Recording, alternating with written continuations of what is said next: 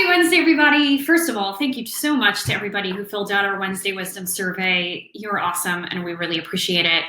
Secondly, I am going to be talking about a topic today that is self-explanatory if you read the title of this vlog. The feedback that doesn't translate to employees. I'll be a little bit more specific. I have noticed a trend in the work that I do with advisors and their teams. Leaders or leadership will be sharing either a piece of feedback or will make some declarative statement or will share a goal with the team. And I will see the team, if we're on a video call or in person, nodding or saying, yeah, I get that, or that makes sense. And I know either the team has no idea what the advisor is talking about, or that comment has gone in one ear and out the other, meaning it didn't translate into language and activity that's relevant to the team member, and it doesn't give them any information about what their powerful next step should be. And so I'm going to give you today my list of 4 things that I hear leaders say that doesn't translate and doesn't give context around what the next step for the team member should be, and I'll give you some best practices for how to shift your comments and ultimately bridge the communication gap that exists between leaders and team members. There's many reasons why this gap exists. One of the reasons, as many of you know, I love DISC assessments and I am big on DISC theory. I think DISC is incredibly accurate in terms of explaining our communication styles, how we act under pressure, the way in which we want to perceive and understand information. And what I've noticed, most leaders, I won't say most, but many leaders tend to be extremely goal-oriented, high drivers. You'll also often see, people with high D profiles in a leadership position, meaning they want to hit the goal. They're incredibly focused on results, not always incredibly focused on how to get there. And right, that's why we say advisors are destination, not journey focused. And so for them, they'll figure out a way to make it happen. We set a goal, we'll make it happen. Or we don't even need to set a goal, we're still going to make it happen.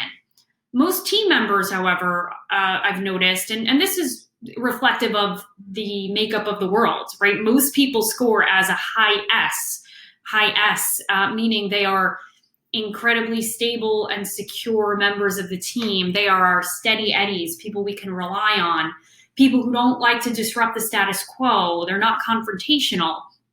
And so they tend to say, yeah, I agree, or that makes sense, even though for them, it doesn't really help them or translate for them, but they're not likely to say, hey, boss, when you say we should be more proactive versus reactive, what does that actually mean? They're not likely to say that, but they're likely to need that direction.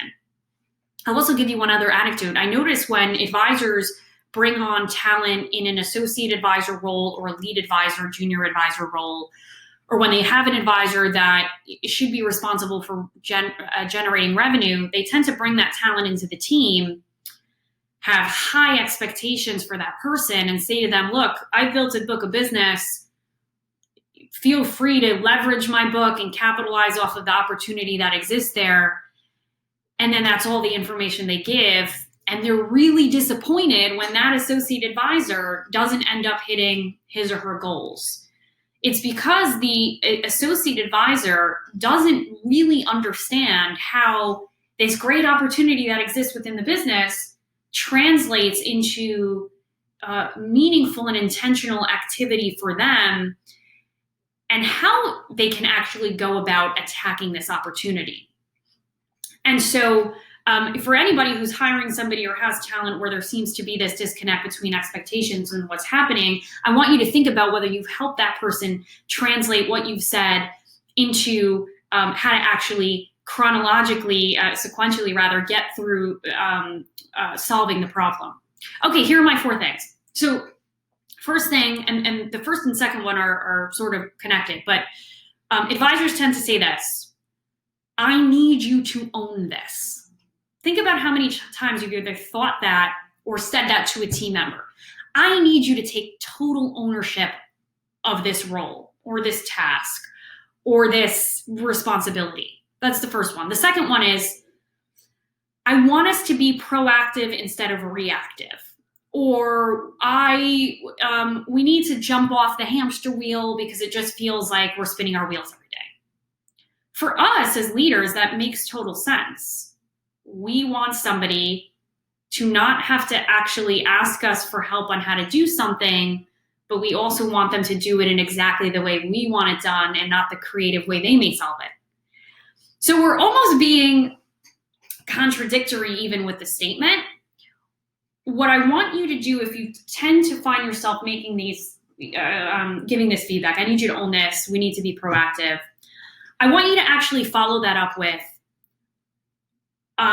for example, I want to translate what that actually means for your role. Or let's talk through together what proactivity means for the service advisors on our team. And you're doing two things. Number one, you're actually articulating for yourself what you want, because sometimes we say these things and we don't even know what outcome we hope to achieve. So you're clarifying it for yourself. The second thing you're doing is that you're coaching the team member. You're putting them in a position to have to strategically think and work through this challenge with you. Now, the answers to that, if you're saying to somebody, I need you to own this, or I need you to be proactive, defining what proactivity looks like, really important. So when I say proactive, what I actually mean for you in your role is that all of our A clients, especially during this pandemic and this crazy time, get a touch point on a weekly basis. And so every Friday, you should make sure that all of the touch points were completed and that you're prepped and ready to go for Monday with your next list of touch points. Proactivity means that we ensure that at the end of every month, we have less than 1% of our clients reaching out to us for an issue that we weren't expecting. So actually setting the service standards and standards of the organization and translating that into what it means, incredibly helpful for team members and incredibly helpful for yourself. Okay, third thing I hear a lot of, I want you to have a sense of urgency. Ooh, I hear this from leaders all the time. First of all, let me just say this. Nobody's going to have the same sense of urgency and buy-in to the business that you do. Even people who are partners in the business, by the way, at some point may not feel the same sense of urgency. Part of it is because of just profile and the way in which we think about business and work and what we want to achieve. Part of it is because if you are a solopreneur, meaning you've built the business yourself, of course you're going to have the greatest amount of urgency. It's your business, it's your baby. What I want you to do, and I talk about this a lot, is focus on the objectives. If you and the team are incredibly clear on what you aim to achieve on an ongoing basis, then you will find yourselves caring less about what level of urgency each person has, because the objectives are being met. So on an ongoing basis, you have to ensure that you are achieving greater brand awareness, meaning each quarter, everybody on the team knows that you have a gauge of whether you're achieving brand awareness based on whether you're getting non-solicited referrals coming in the door, or whether you're getting opportunities to speak on a podcast, etc.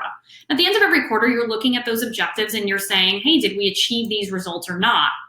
When you're clear on OKRs for the company, you care less and it becomes less relevant how urgent somebody is. In addition to company objectives, by the way, each individual person should have the objectives that they focus on. Okay, final thing. Our goal is 1 billion in assets. I ask advisors a couple things. Number one, make sure that when you're stating a goal, there's a reason behind it.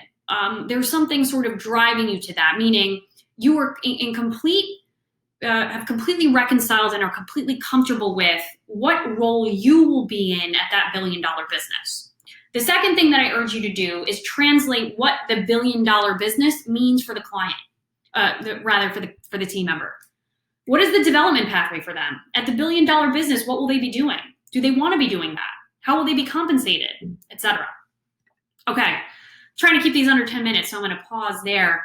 I hope that was helpful to you. If you have other things that you tend to say that you feel gets lost in translation, email them to me and I'll help you out. Otherwise, I'll see you next week, same place, same time. Take care.